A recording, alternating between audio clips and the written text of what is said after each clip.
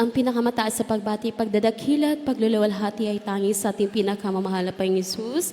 Dubling pagbati sa ating ginagalang na Evangelist Pastor Estrada Almeida, ang propeta sa huling kapanahunan, 10 ng mga beloved children. Pag-alala sa mga ginintuang turot aral ng ating Assistant Pastor Lina C. Almeida. Sa ating lahat, mga minamahal, higit sa ating ordinary preacher, higit sa lahat sa ating pinakamamahal na Panginoong Hesus, isang magandang gabi. Hallelujah! Praise the Lord!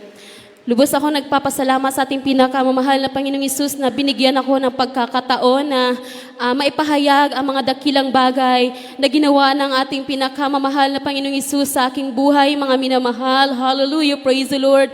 Labis ang aking kagalakan, mga minamahal, dahil taga North Cotabato po ako. First time ko pong makarating dito sa dako ng Cebu, mga minamahal. Hallelujah! Praise the Lord!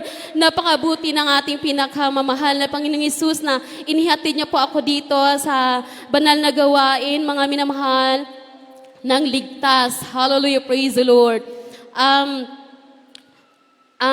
Dumating pa ako nung New Year's Eve, mga minamahal. Hindi ko po alam kung ano yung sasakyan ko. So natulog po ako. New Year's Eve yun siya, mga minamahal. Natulog po ako sa airport, mga minamahal. Sabi ko sa mahal na Panginoong Hesus, ikaw nang bahala sa akin, mahal na Panginoong Hesus. Then, pagka morning, may nabasa ko nga address nga gipasa sa ako ang mga minamahal, mautong akong gisundan. Pag abot ko diri sa pastoral, mga minamahal, pagka gabi mga minamahal kanang nag-struggle ko kay grabe akong suka, mga minamahal, mga alas 3 sa kaaganhon, nagsuka ko puro yellow, mga minamahal. Then, grabe ang sakit, nagkutoy akong tiyan, murag nagadalugdog, mga minamahal ba. Grabe akong struggle, nagpawis ko kaayo, mga minamahal, siguro kay gipanuhutan ko, mga minamahal. Kanang maulaw pod ko magtawag sa mga workers, magpalihans kay maingon ko makadisturbo ko sa ilaha.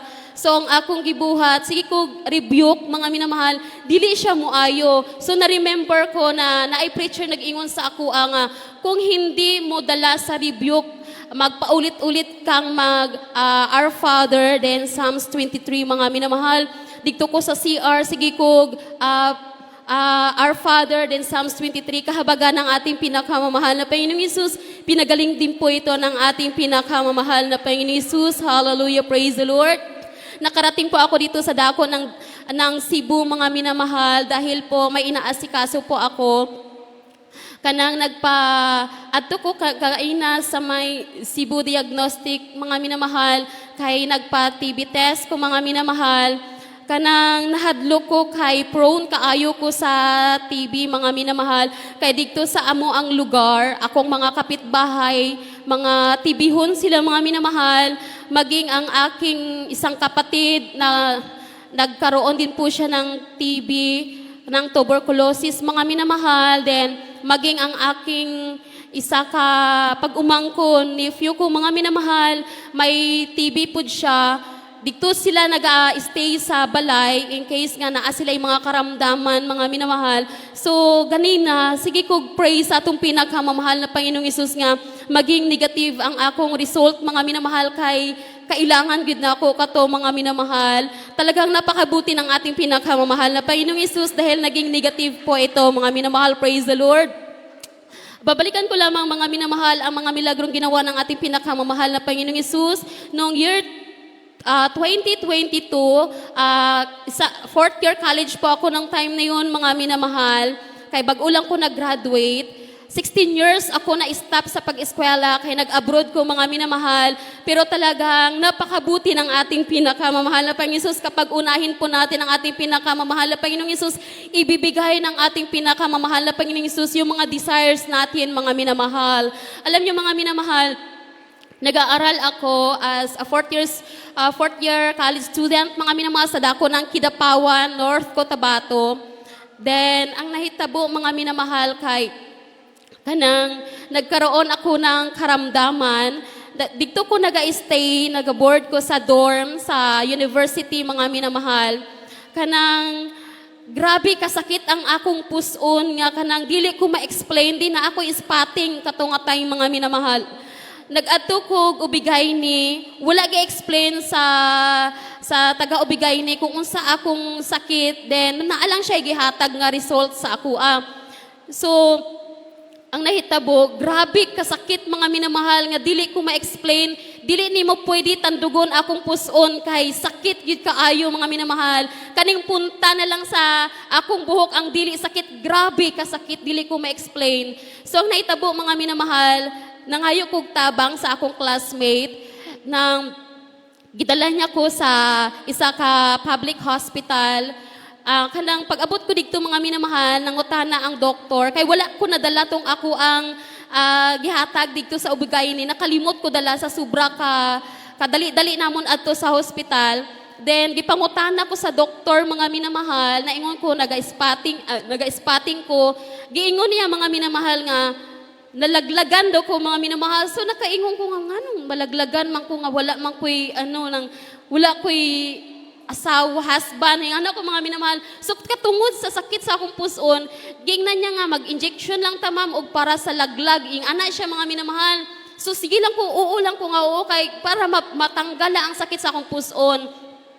Then nag-ingon ko nga pwede ba ko i-confine? Ingon ko mga minamahal, ingon niya dili po pwede kay wala daw ko'y vaccine mga minamahal. Sa amo ang mag-classmate mga minamahal, ako lang yun ang walay vaccine kay ingon ko sa mahal na Panginoong Hesus kung vaksinan lang man gali ko, muundang na lang kog eskwela. Pero talagang napakabuti ng ating pinakamamahal na Panginoong Hesus kay nag-ingon ang eskwelahan nga dili daw sila mudawat pag walay vaccine. Pero kapag mananampalataya po tayo sa ating pinakamamahal na Panginoong Hesus, tinanggap pa rin po ako ng university kahit hindi po ako nakapag-vaccine mga minamahal. So wala ko gidawat sa hospital kay wala doy ko'y vaccine. Wala ko nilagi cater mga minamahal. Sinuuli ko boarding house na pod. Digto nabalik na pod ang sakit mga minamahal. Nitawag na ko sa ako mga igsuon. Nga grabe na kasakit, dili ko na makaya, mura na kog mamatay. So ang nahitabo ato mga minamahal kay gisundo nila ako sa eskwelahan sa isa ka sakyanan. Then pagsundo nila, gidala nila ko sa Mlang, which is part pa rin ng North Cotabato, pero malayo na siya mga minamahal.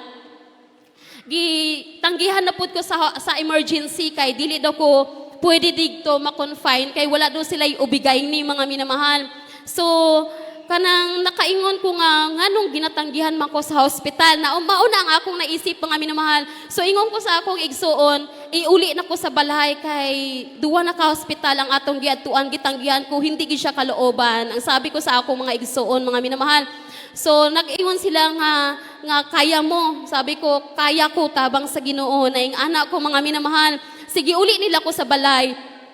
Pag uli ko sa balay na okay akong pamatyag, then 4 o'clock in the morning kay nag-inom kog tubig, dili man gud ko pwede mag-inom og tubig, dili ko pwede makaon kay magsakit na pud usab akong puson mga minamahal. So niinom kog tubig, pag inom kog tubig, grabe na pud kasakit, nagbalik na pud ang spotting mga minamahal. Hanggang alas 4 sang morning, hanggang alas 4 sang hapon, grabe na akong hilak, sakit na kaayo. So ingon sa ako mga igsoon, hindi ka namin kayang tignan na mamatay sa sakit, dalhin ka na lang namin sa hospital. So dinala nila ako sa hospital doon malapit sa amin. Then dala ko na yung mga minamahal, yung binigay ng ubigay ni result sa pagpatanaw ko mga minamahal. Then digto nakita nga na ako'y mayuma og na ako'y sis mga minamahal, kusog na akong bleeding mga minamahal. So ingon sa doktor, urgent operation ang buhaton. Tapos naay giturok sa ako nga ingon pang patanggal do sa sakit mga minamahal. Nakalimot man gud kog mga tambal mga minamahal kay tabang sa Ginoo wala ko nagatik og ing-anang ang mga tambal. So wala na ko'y idea sa mga tambal mga minamahal. So na siya giturok sa ako para mawala ang sakit. Then pagkawala sa tong sakit mga minamahal, nahiwas-wasan ko mga minamahal. Biski na ako sa may higdaanan, nagluhod ko mga minamahal, nagpray ko sa atong pinakamamahal na Panginoong Hesus kay iyang ingon manggod urgent operation, na adto na ang doktor mag-prepare na og money, then operahan na daw mga minamahal. Gi-prepare na pud ang akong kwarto para sa operasyon.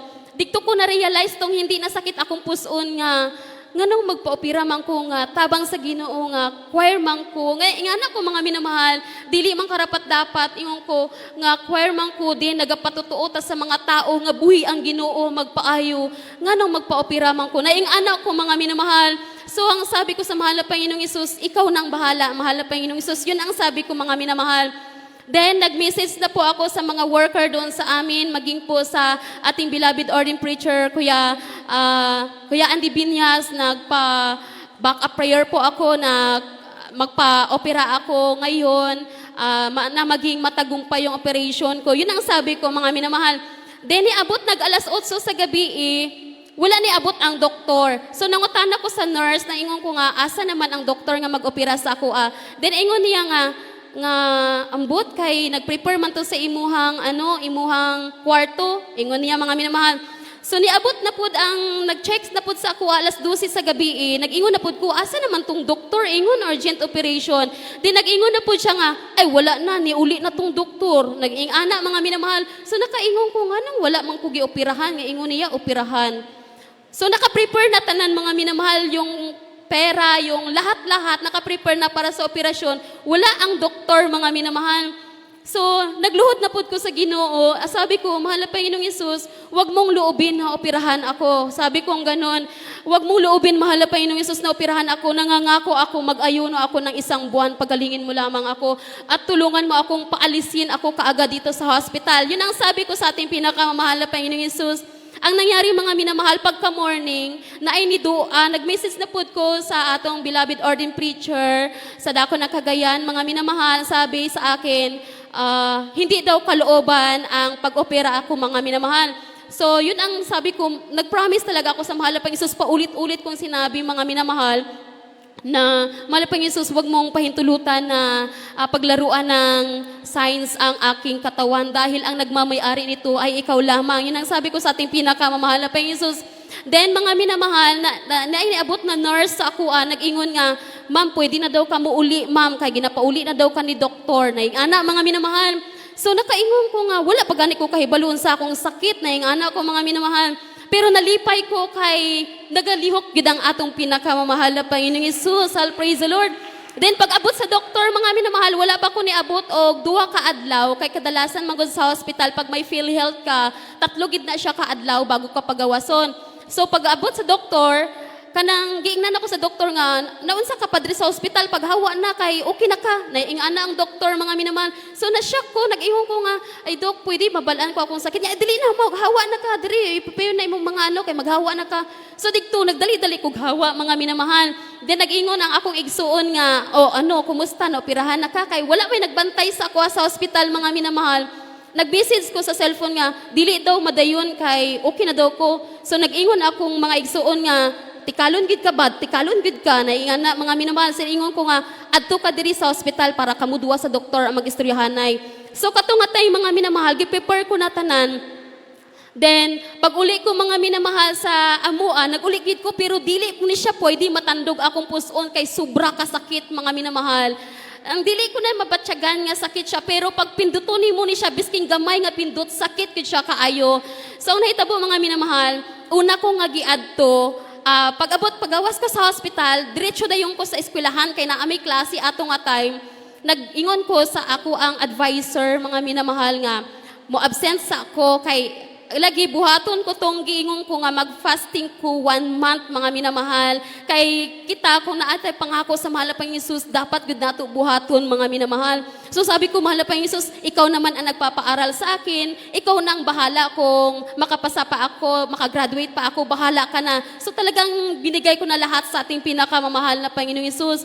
Nung time na yun mga minamahal, ang sabi ng advisor ko, punta ka sa dean, kausapin mo kung payagan ka na mag-absent ng 1 month. So, nag-adto ko sa dean, mga minamahal. Bisan sakit pa kayo akong puson, hina pa kayo ko akong lakaw, mga minamahal. Giistorya ko ang dean nga, mo-absent ko 1 month kay nangayo ko sa doktor o medical certificate nga. Giingon ko ang doktor nga, Dok, pwede ba ko mangayog medical certificate nga mag-absent ko 1 month? So, nagkatawa ang doktor, nag-ingon ang doktor nga, nabadi ay ng estudyante nga mag-graduate na nga mo absent og 1 month na ingana siya mga minamahal. So ingon ko nga dili di ay nimo pwede butang dok nga 1 month, dili kami pwede magbutang og pila ka adlaw, bahala ka na kay kung ako imong teacher dili ta ka pag-graduate kon og dili ka pwede mag-thesis kay ang imuhang bleeding for a lifetime na siya. Pero kung ipatanggal nimo imong mattress, mag-stop na imong bleeding. Nga na siya mga minamahal. So ingon ko nga dili ko ipatanggal akong mattress, bahala na ang Ginoo. So naghatag siya mga minamahal medical, nag-adto ko sa ako ang deal. Pag adto ko sa akong din mga minamahal, nag-ingon siya nga aluuya ba nimo oy, nagayana siya mga minamahal. Sige pa absinon ta kag 1 month, nagayana siya mga minamahal. Kanus imong gusto nga mo absent kay ako na ang bahala. So daghang mga teacher ang nag-against mga minamahal nga paabsinon ko kay dili daw lagi pwede nga mo absent ang graduating mga minamahal tapos busy pa kaayo sa thesis mga minamahal. So nag-ingon ang din nga wala mo'y dili ka mo magbuot kay ako ang din. Nasa desisyon ko kung paabsinon ko siya or dili. So talagang sabi ko, napakabuti ng ating pinakamamahal na Panginoon. Kayang-kayang hipuin ng ating pinakamamahal na Panginoon Yesus ang puso ng mga sanlibutan, mga minamahal. Hallelujah, praise the Lord. Nung time na yun, mga minamahal, pumunta talaga ako agad sa pastoral house, mga minamahal sa dako ng Kidapawan. Nag-start po ako mag-ayuno. Doon po lumabas po yung mga dugo, buo-buo na mga dugo, mga minamahal.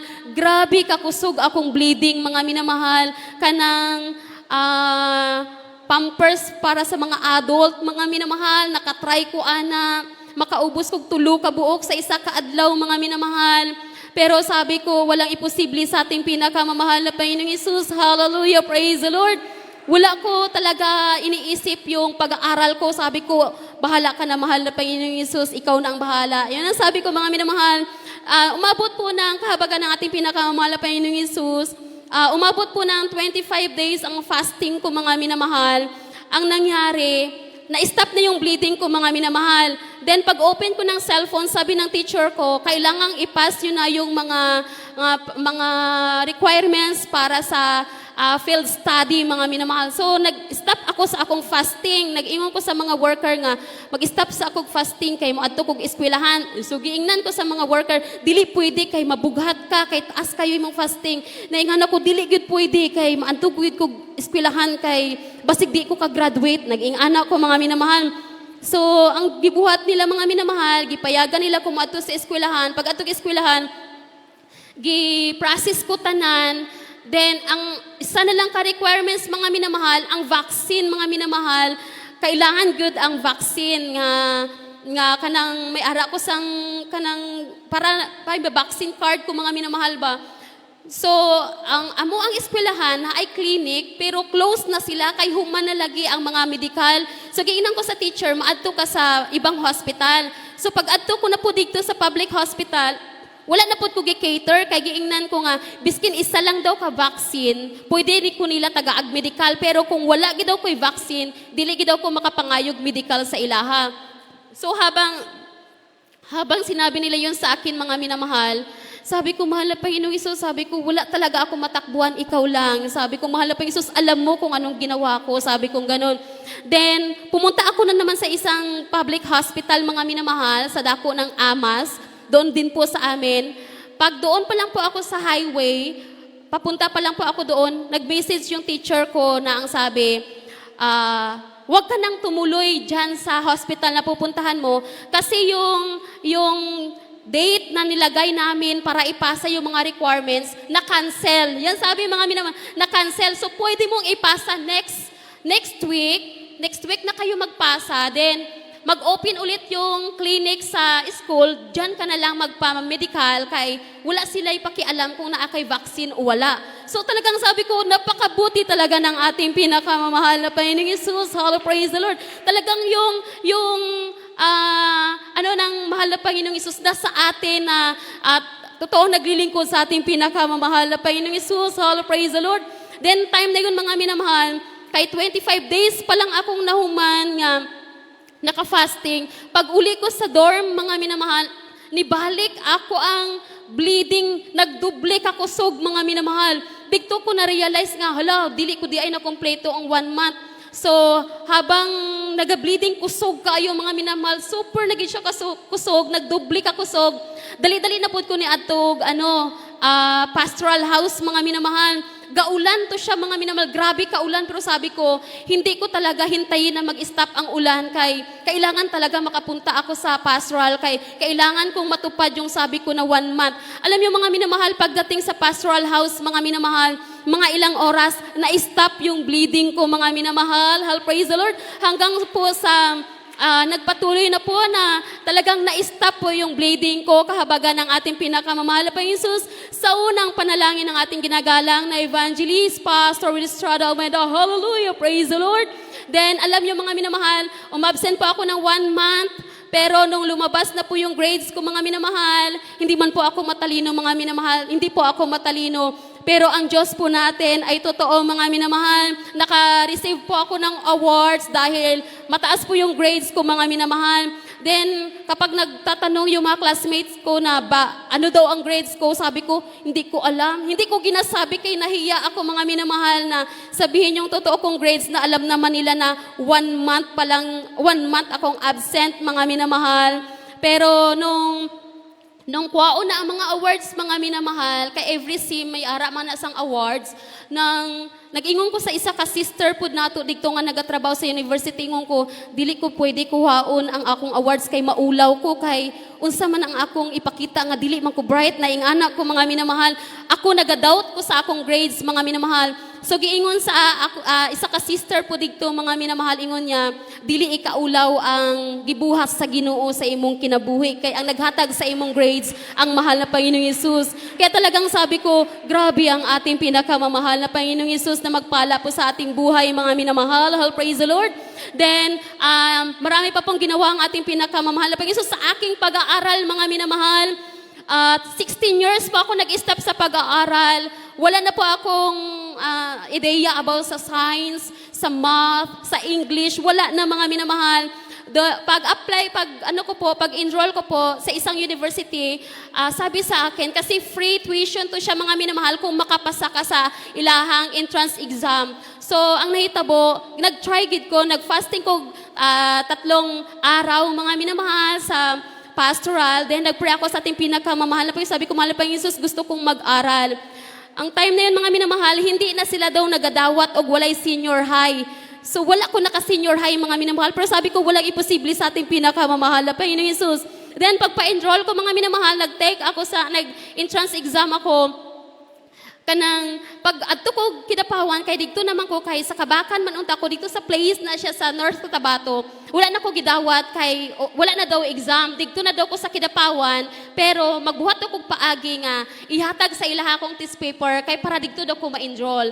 Then adto ko Kidapawan nang ang akong tiyo manggod mga minamahal na siya sakit. Ang akong kwarta para lang unta to siya sa pagpamasahe then pagkaon kay wala gid ko'y kwarta ato nga time. Then nag-share ko sa ako ang beloved uncle. Nag-ingon siya nga, imong papa ba na save na dra sa gawain? Ingon ko, opo. Then sabi niya, sige dalhin mo ako, magpabautismo ako. Hallelujah, praise the Lord. Then ang ginawa ko, nag-arkila ako tricycle mga minamahal. So akong kwarta nga pocket money, nagastos ko mga minamahal. So sabi ko, mahal na Panginoon, bahala ka na basta may kaluluwa na lumapit sa'yo. Sabi ko ganun mga minamahal. Ang nangyari, pag morning, nag-adto na ko sa eskwelahan para exam mga minamahal, mag-entrance exam. Kanang daghan kayog pila mga minamahal. Naggutom na ko mga minamahal. So naisip ko, mahal na Panginoon, pag makakita ko aning babayi nga nakapalda diri mangutang gigog kwarta kay kabalog ko taga Jesus Miracle na ingana ko mga minamahal. Pero sa kadaghan kayog nagapila mga wala gid ko nakakitag nakapalda mga minamahal. So gutom na ko kaayo mga minamahal kay alauna pa day ang exam.